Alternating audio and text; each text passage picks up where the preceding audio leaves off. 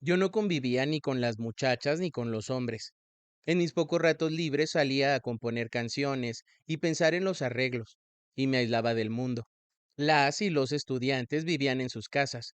La excepción éramos Sonia de Pachuca y yo de Monterrey, y en algún momento compartimos lugar en la oficina. Sonia era una muchacha de carácter fuerte, orgullosa y con mucho talento para el ritmo y el baile. Se llevaba muy bien con Mari, pese a que sabía de la relación entre Mari y Sergio. Conmigo no era amable, más bien su actitud era neutral. En cuanto Aline comenzó a ir a la oficina, empezó a buscar la oportunidad de hacerse la encontradiza conmigo, o bien llegaba directamente a hablarme y hacerse mi amiga.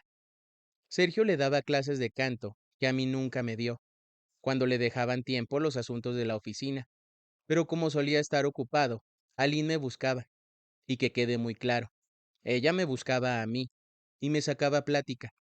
El pretexto utilizado por Aline era que empezaba a componer, y que yo le diera algunas ideas y opiniones, pero luego se arrancaba hablando de los temas que normalmente abordamos las chavas: el artista de momento, cuál era el más guapo de los cantantes, la disco, nuestra preferencia por algún muchacho o la relación con él, cierto exnovio, y compartíamos sueños.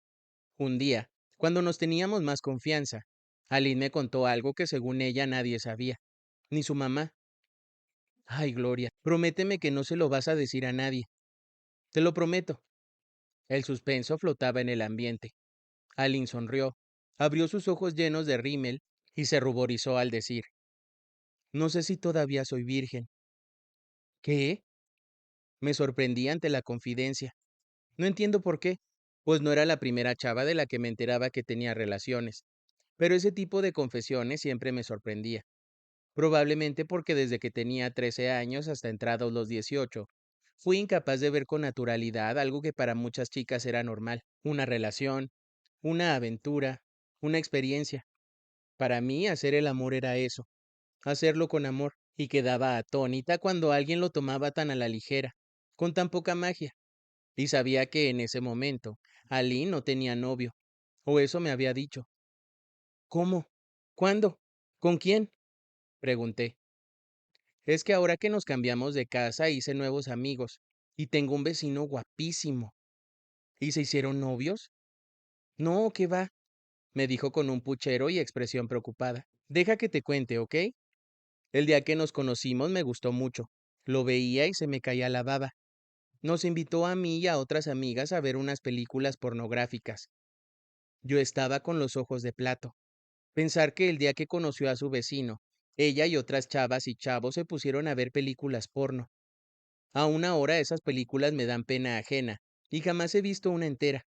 No me gustan y no imaginaba cómo ella podía ver ese tipo de películas en compañía de otros chavitos, y menos siendo prácticamente desconocidos. Siguió contando. Ya era de noche, y estábamos todos en su cuarto, los otros chavos en el piso, él y yo en la cama. Otro detalle que me pareció muy llevado para una primera cita. Ella tenía 13 años, pero sabía perfectamente bien lo que me contaba y lo que había hecho. Entonces, mientras veíamos la película, él me tomó la mano y me empezó a hacer cosquillitas en el centro de la palma. Mira, así. Alín tomó mi mano y me hizo en la palma lo que dijo que le había hecho su vecino. Yo sentí cosa y con un gritito y risa nerviosa retiré la mano. Guácala, le dije. No me parecía romántica la historia, pero Alín reía y parecía disfrutar mi azoro ante lo que contaba. Me empezó a sudar la mano. Luego, con la película esa sentía rarísimo. Me levanté de la cama y avisé.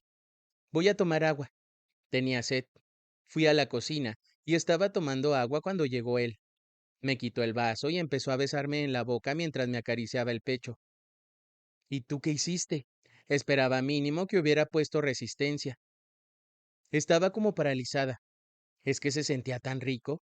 Me acomodó la blusa y me llevó a la sala, que estaba a oscuras, pero la luz que llegaba de fuera daba para ver perfectamente. Me recostó en el sofá. Me volví a subir la blusa. Me metió la mano bajo los calzones y me acarició. Me levantó la falda y me bajó los calzones, y me besó por todos lados. Me besó ahí, y yo me moría, pero me gustaba. Entonces él se abrió la bragueta y se la sacó. Se la vi, y yo como idiota. con la boca abierta. Incluso noté, porque la luz daba para ver, que tiene los vellos de ahí güeritos, y trató de metérmela, pero me dio miedo y me puse muy nerviosa. Él me preguntó que si quería que se pusiera condón, y yo no sabía qué contestar. En eso oímos un ruido, y rápido nos acomodamos la ropa y todo, apenas a tiempo para no ser descubiertos por una persona que llegó y encendió la luz. ¡Qué bárbara, Aline! Le dije.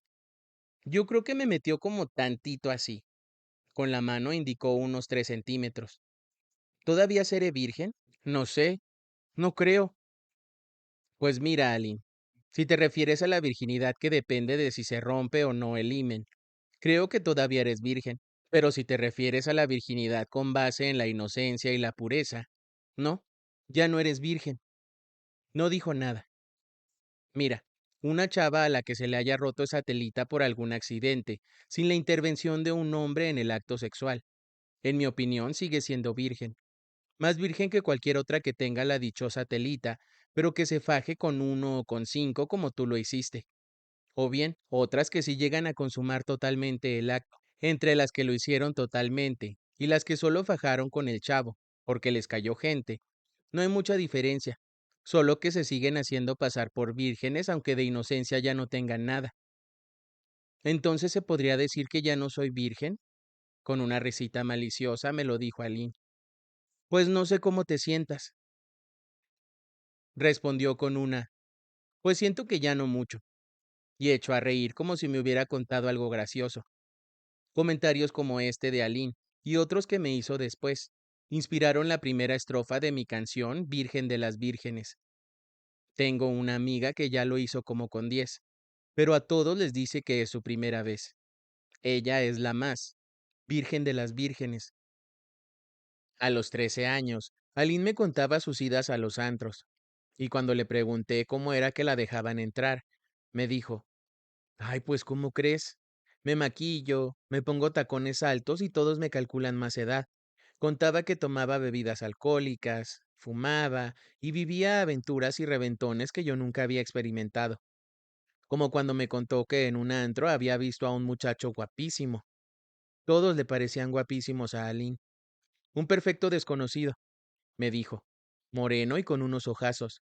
Él también se me quedaba viendo, siguió contando Aline. De repente me hizo una seña con la cabeza, como llamándome. Fui, pero él empezó a caminar. Lo seguí y llegamos afuerita de los baños, y sin más ni más me besó en la boca. De una forma, luego me besó el cuello, las orejas, me abrazaba y me tocaba. Pero vi que mis amigas me buscaban entre la gente, y sentí vergüenza de que fueran a conocerlo. Me separé de él y me encontré con ellas. Me sentía como roja y caliente. Él y yo ni siquiera nos preguntamos los nombres, los teléfonos ni nada. Fue tan emocionante. Aparte de este desconocido, y el vecino, me contó de otros muchachos, entre ellos un primo con quien se había besado y acariciado. A mi vez, le platiqué cosas mías, pero cosas más comunes con mi novio. Para nada las aventuras que ella platicaba. Aline me daba pena, y yo trataba de no sonar mojigata cuando le decía que no tomara, que no fumara, que no estaba bien que anduviera en aventuritas, por decirlo de alguna manera. Sentía yo que ella llevaba una vida precoz y su mamá no la cuidaba. Por el contrario, refería que su mamá la golpeaba, así como a su hermano, y hasta el perro se llevaba tremendas palizas. Luego se ponía a contar cosas tristes de su niñez, como la muerte de su papá, cuando ya él y la mamá tenían serios problemas porque el papá tenía casa chica. Hablaba de Benito, el nuevo marido de la mamá, un hombre más joven que la señora Jocelyn, pues él tenía 28 años y ella 32. A Aline, Benito le caía muy bien, y decía que era muy guapo, y que gracias a él habían mejorado social y económicamente. Benito solía darle regalos, cosa que Aline adoraba, solo que había algo que le molestaba de su padrastro. Sentía como que se le quedaba mirando mucho, que era muy cariñoso, y a ella no le parecía bien tanto abrazo y tanto apapacho, porque no era su papá, y principalmente por su mamá. Aline se presentaba a sí misma como la imagen misma del desamparo, huérfana de padre, víctima de abusos en casa, desorientada, y a la vez soñaba con la fama, y yo me la creía. Sin embargo, Poco a poco fui dándome cuenta de actitudes de Aline que no concordaban con la imagen que deseaba proyectar, actitudes que yo no alcanzaba a entender o no sabía qué sentido darles. Por ejemplo, Aline pasaba más tiempo del normal en las clases de canto de Sergio. Al principio no pensé mal ni malicié ni nada, pues ella decía que estaba empezando a componer canciones, y un día comentó que se las mostraría a Sergio.